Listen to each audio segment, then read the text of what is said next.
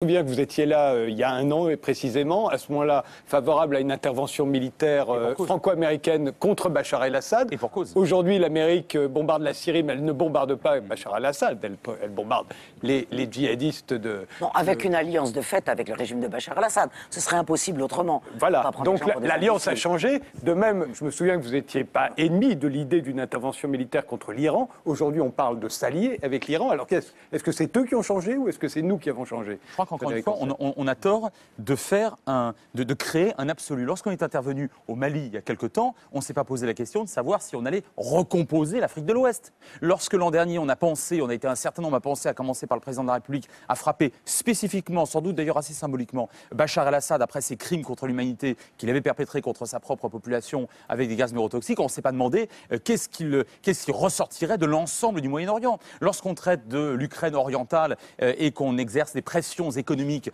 ou technologiques sur la Russie, on n'est pas en train de se demander qu'est-ce qui va advenir de l'Eurasie. Le problème n'est pas là, je pense. Le problème, c'est le confinement. Là où je suis d'accord avec Sophie, c'est que le but de guerre, on ne le dit pas. Mais ça, après tout, j'ai presque envie de dire que c'est l'un des b.a.-ba tout de même des relations internationales. On ne dévoile pas tout, en tout cas pas tout de suite. Dommage. Je pense personnellement que le but de guerre, c'est simplement, il est très modeste, c'est du confinement. C'est-à-dire que le chaos dont vous parliez à juste titre tout à l'heure, il existe peut-être, mais il peut être bien pire que ça. Et je pense que l'État islamique, lui, est effectivement, ou Daesh, appelez-le comme vous voulez, est effectivement composé de barbares, mais ce n'est pas dans ma bouche un propos moral.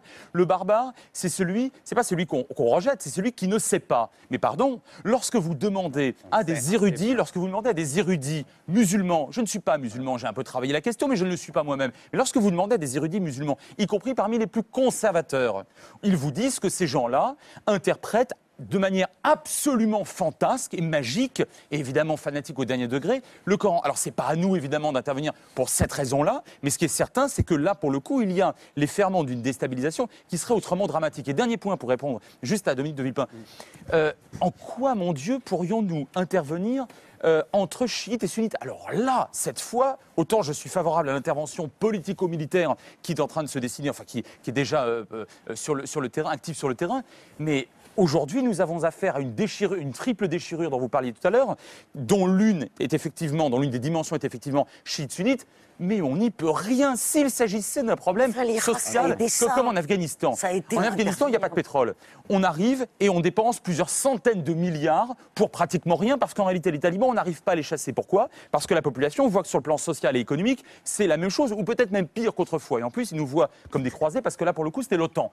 Mais aujourd'hui, ce n'est pas uniquement les Occidentaux. Les Russes, les Chinois, les Indiens, non seulement nous laissent faire, ils en sont extrêmement heureux, parce qu'eux aussi ont besoin de stabilité dans la région. Et puis surtout, il s'agit réellement d'un problème plus identitaire. Alors on peut l'appeler religieux ou pas, c'est vrai que c'est plus communautaire que religieux. Néanmoins, il y a cette déchirure qui d'ailleurs traverse l'intégralité du Moyen-Orient et face à laquelle on ne peut absolument rien, on ne peut pas agir pour la réconciliation entre chiites et sunnites. Et juste un dernier mot, c'est vrai, Sophie, que l'Irak n'existe plus. Est-ce que en 2003, les Américains ont planté le dernier clou dans le cercueil de l'Irak? Franchement, je ne crois pas. Parce que dès 1931-32, lorsque les Britanniques façonnent cet Irak-là, je ne suis pas certain que les Kurdes aient eu envie à l'époque de se retrouver sous la coupe des Arabes. Et je ne suis pas certain que la majorité de la population chiite ait eu envie à l'époque de se retrouver sous la coupe des sunnites. Or, c'est exactement ce qui s'est passé.